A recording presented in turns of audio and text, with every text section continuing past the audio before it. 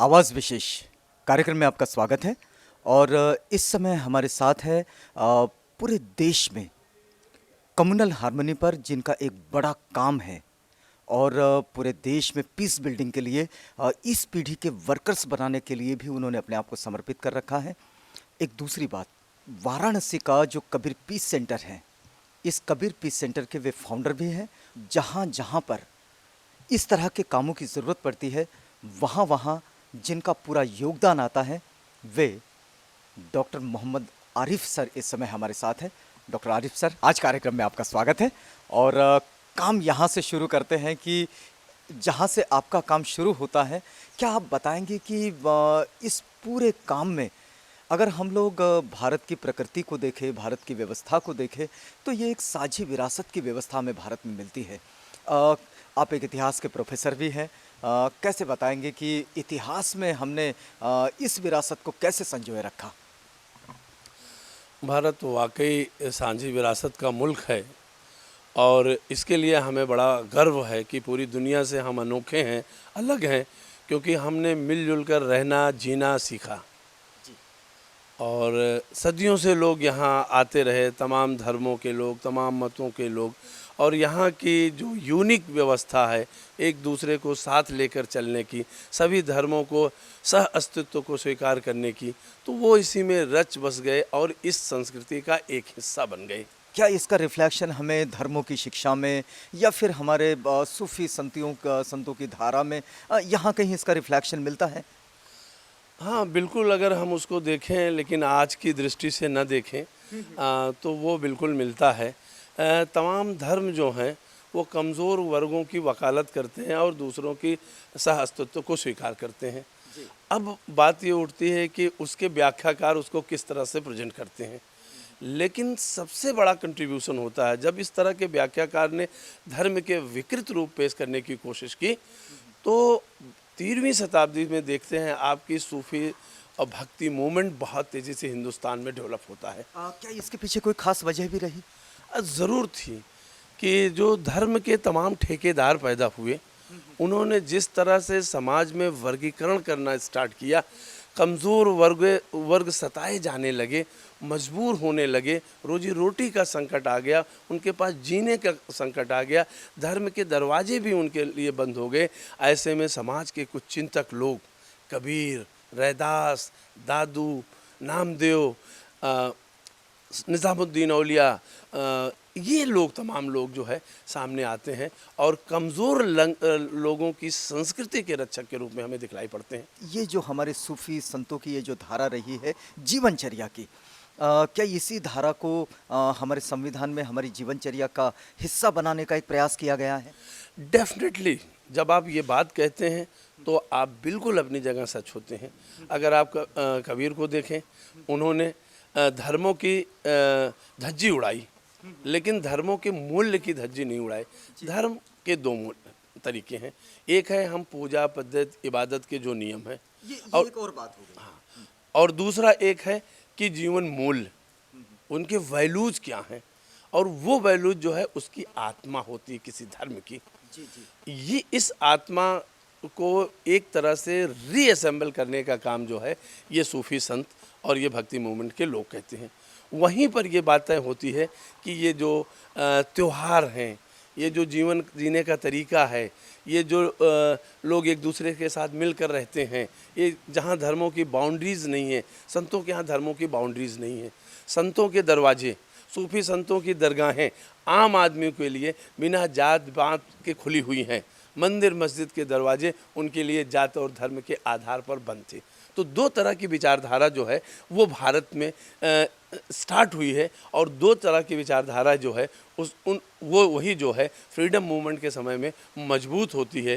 स्वतंत्रता, समानता और बंधुता की बात 12वीं 13वीं शताब्दी में जिस तरह से ये संत कहते हैं, ये सूफी संत कहते हैं, उसी को लेकर पूरा फ्रीडम मूवमेंट लड़ा गया, क्योंकि पूरी की पूरी दबे कुचले लोगों की एक जमात उठ पड़ती है।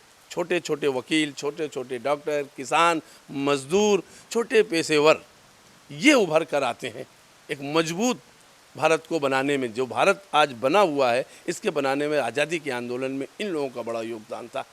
एक बात जो मैं आपकी बात से जो समझ रहा हूँ कि हमारा जो कल्चर है वो एक सांझी विरासत का कल्चर है, एक बहुलतावादी कल्चर है। और हमारे संविधान की मंशा भी वैसे ही है, जैसे कि हमारे सूफी संतों ने जिस धारा को आगे बढ़ाए या फिर जिस धारा को विकसित किए।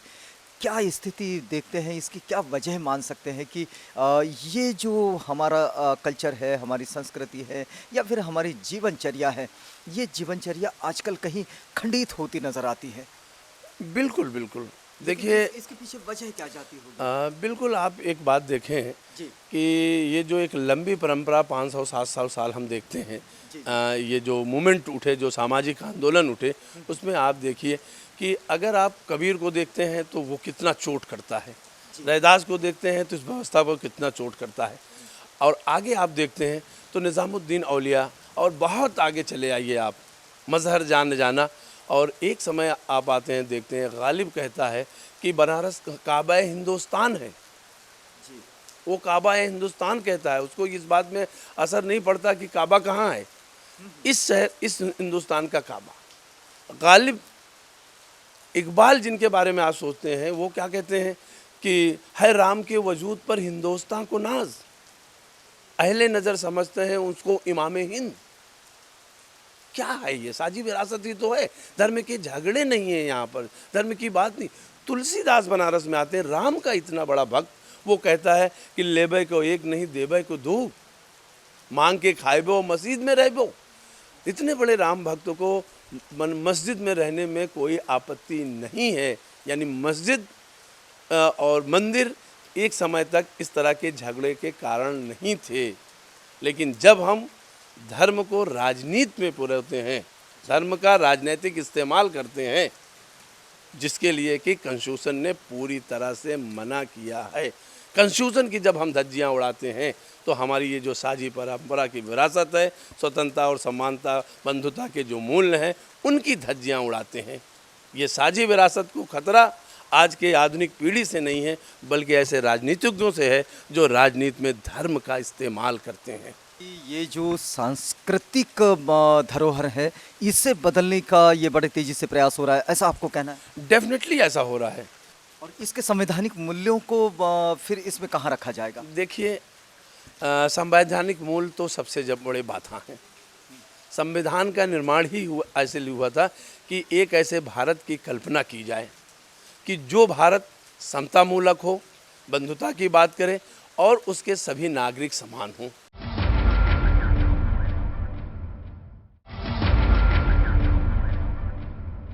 कॉन्स्टिट्यूशन की जब हम धज्जियाँ उड़ाते हैं तो हमारी ये जो साझी परंपरा की विरासत है, स्वतंत्रता और समानता, बंधुता के जो मूल्य हैं, उनकी धज्जियाँ उड़ाते हैं। ये साझी विरासत को खतरा आज के आधुनिक पीढ़ी से नहीं है, बल्कि ऐसे राजनीतिज्ञों से है जो राजनीति में धर्म का इस्तेमाल करते हैं। क्या वजह मानते हैं कि ये समर्थन लोगों के पास क्यों जाता होगा? या फिर लोगों का समर्थन इन सारे विचारों को क्यों जाता होगा जब भारत की मूल परंपरा ये सांझी विरासत की परंपरा रही है? अब आप देखें, अगर कुछ दिनों के घटनाक्रम को देखें तो कुछ लोग हैं जो इस साझी विरासत की परंपरा को मिटा देना चाहते हैं, पर तमाम भारत के लोग हैं जो साझी विरासत के हामी हैं, उसको बनाए रखना चाहते हैं। लेकिन किसको फ़ायदा पहुंचता है, हमें ये देखने की ज़रूरत है। आधुनिक पीढ़ी उसको विकास का इतना आप लालच देंगे, डेवलपमेंट की बात करेंगे, जो लिटरेचर आप उसको पढ़ा रहे हैं, आज के 10 साल पहले, 15 साल पहले हम उनको कबीर पढ़ाते थे, निराला पढ़ाते थे, प्रेमचंद पढ़ाते थे, विरोधी साहित्य पढ़ाते थे, रेवोल्यूशन के साहित्य पढ़ाते थे, दादू पढ़ाते थे, रैदास पढ़ाते थे, नामदेव पढ़ाते थे। ये लोगों में रेवल पैदा करते थे और कम से कम चीज़ों में जीने के लिए उसको तैयार करते थे, सहमति प्रदान करते थे कि खुद भी जिए और दूसरों को जीने दे। ये लोग धीरे धीरे कोर्स से निकाल दिए जा रहे हैं, किताबों से निकाल दिया जा रहे हैं, ये साहित्य निकाल दिया जा रहा है, और जो नई पीढ़ी आ रही है उसको ऐसा लिटरेचर पढ़ाया जा रहा है कि विकास का हमारा मॉडल होगा, हम दुनिया में सर्वश्रेष्ठ लोग हैं, हमारा धर्म सर्वश्रेष्ठ लोग हैं, बाकी लोग म्लेच्छ हैं, बाकी लोग दलित हैं, बाकी लोग आदिवासी हैं, बाकी महिलाओं को अधिकार नहीं रहेगा। जब इस तरह की पीढ़ी को छोटे मन से आप पढ़ा कर निकलेंगे तो आपकी साझी विरासत को समझने को वो तैयार नहीं होगा। मतलब देश की ये जो सांस्कृतिक धरोहर है, इसे बदलने का ये बड़े तेजी से प्रयास हो रहा है, ऐसा आपको कहना है? डेफिनेटली ऐसा हो रहा है। हमारी जो सांस्कृतिक धरोहर है, जो राजनैतिक हमारी परंपराएं रही हैं, जो सामाजिक मर्यादाएं रही हैं, आज चूर चूर होती जा रही हैं। और इसके संवैधानिक मूल्यों को फिर इसमें कहाँ रखा जाएगा? देखिए, संवैधानिक मूल तो सबसे जब बड़े बाधा हैं। संविधान का निर्माण ही ऐसे हुआ था कि एक ऐसे भारत की कल्पना की जाए कि जो भारत समतामूलक हो, बंधुता की बात करे और उसके सभी नागरिक समान हों। ये बंधु था, लेकिन जो कुछ राजनीतिक दल इस कॉन्स्टिट्यूशन को मानना नहीं चाहते। मैं कई बार पढ़ता रहता हूँ कि भारतीय संविधान विदेशी मूल्यों पर आधारित है, हमें भारतीय मूल्यों का संविधान चाहिए। भारतीय मूल्यों का संविधान क्या है? जब एक बार हमने तय कर लिया कि भारत सभी का है, नागरिकता हमने तय कर ली, धर्म का बेजा प्रवेश हमने राजनीति में मना कर दिया, धर्म सबका व्यक्तिगत मामला होगा, लेकिन कुछ लोग राजनीतिक लाभ पाने के लिए हिंसा का सहारा लेते हैं, चाहे जाति हिंसा हो, चाहे वो सांप्रदायिक हिंसा हो, नफ़रत की पॉलिटिक्स करते हैं। आम गरीब आदमी के आंदोलन को कुचलने के लिए, वो जो जन आंदोलन हो रहे हैं उसको कुचलने के लिए, चाहे एफसीआरए का सहारा लेते हो, उसको बंद करने की बात करते हो, चाहे वो अगर कहीं से पैसा ले रहा है तो जन आंदोलनों को कुचलने की बात करते हैं, धरना प्रदर्शन पर रोक लगाने की बात करते हैं। ये चीज़ें क्या हैं? ये सब हमारे संविधान के वैल्यू के खिलाफ हैं। ये सब वो मूल्य हैं जो हमारे नागरिक अधिकारों के खिलाफ हैं। ये सब वो मूल्य हैं जिसको बाबा साहब अम्बेडकर ने बैठकर ही नहीं, मैं तो कहता हूँ कि पूरी ज़िंदगी महसूस कर कर, बहुत ही शिद्दत से इसको महसूस करते हुए, और वो ये हमारे करोड़ों जनता की आवाज़ थे, करोड़ों जनता के दर्द को महसूस करके जब इस बात को उन्होंने रेखांकित किया कि भारत समता मूलक होगा, बराबरी का दर्जा होगा, हर आम और गरीब आदमी को एक वोट का अधिकार होगा, प्राइम मिनिस्टर से लेकर राष्ट्रपति से लेकर भीख मांगने वाले एक नागरिक को समान अधिकार होगा, वो एक वोट का अधिकार होगा, समान तरक्की करने का अधिकार होगा, विकास के वो मॉडल होंगे जो गरीबों को तरक्की करेंगे। इन सब चीज़ों को, हमारी विविधता बरकरार रखी जाएगी। विविधता हमारे संविधान की आत्मा मानी गई, धर्मनिरपेक्षता हमारे संविधान की आत्मा है। जब ये चीज़ें बरकरार रखी जाएंगी, लेकिन जब ये चीज़ें, इन चीज़ों की धज्जी उड़ाई जाती है, जब ये मूल्य जो हैं जब कुछ लोगों को सूट नहीं करते, तो वो धर्म का राज्य स्थापित करते हैं।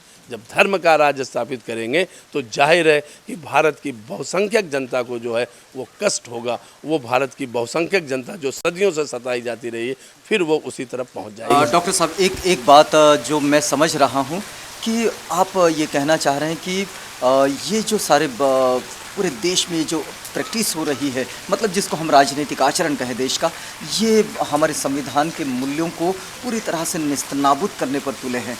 आप मुझे एक बात बताइए कि आपका काम तो सांप्रदायिकता की इस सारे व्यवस्था को ध्वस्त करने में लगा है, जिस पर आप एक धर्मनिरपेक्ष समाज के निर्माण के लिए अपना योगदान देते हैं।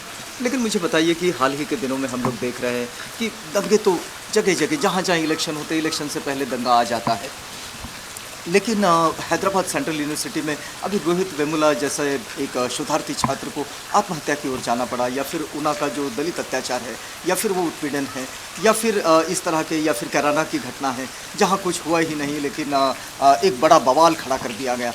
आप इन चीज़ों को सांप्रदायिकता के मुद्दे से जोड़कर कैसा देख पाते हैं?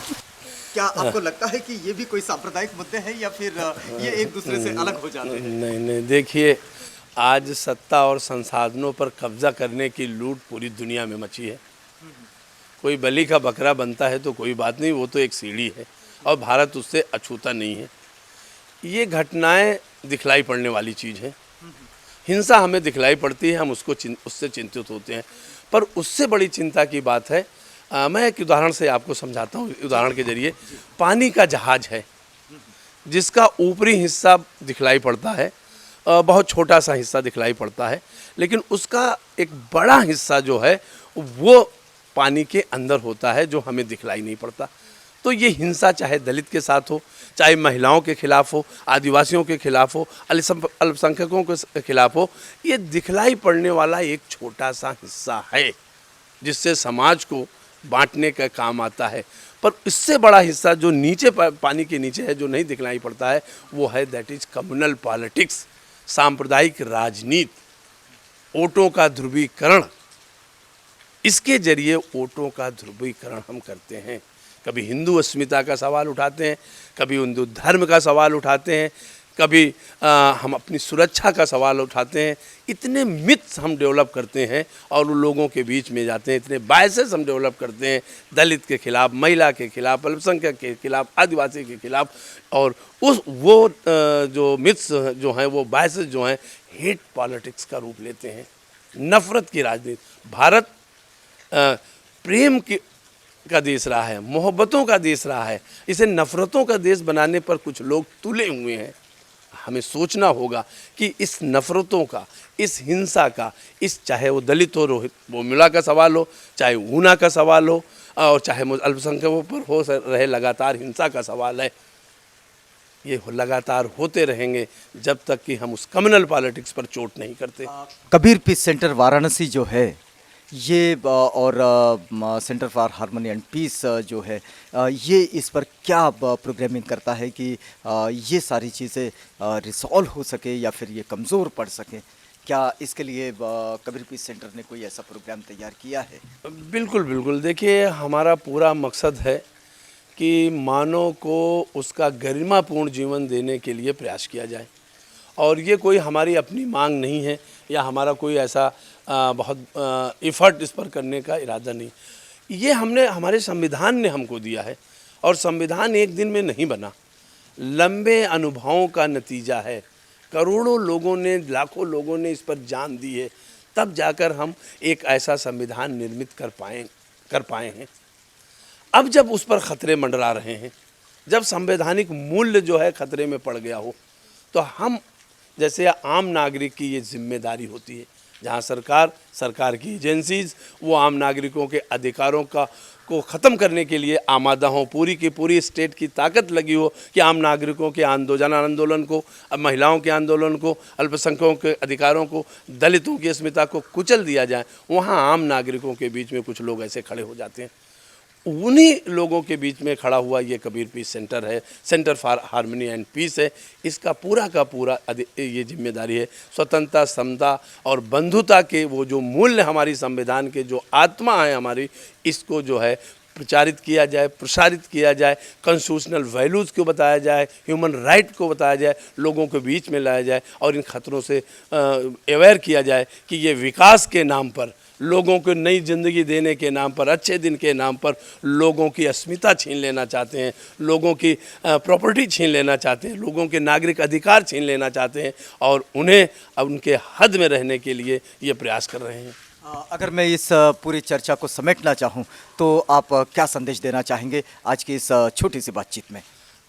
देखिए, मैंने बार बार ये इस पर जोर दिया है कि हमारा भारत, हमारा देश दुनिया में सबसे खूबसूरत देश है, और शायद मैं कहता हूँ कि ये अकेला ऐसा मुल्क है जो हज़ारों साल से विभिन्न संस्कृतियों, विभिन्न धर्मों, विभिन्न मतों, मतांतरों, नास्तिक, आस्तिक, साधु, सन्यासी, बैरागी, तभी लोगों को, तमाम विद्रोही कवियों, तमाम लोगों को एक साथ लेकर चलता रहा है।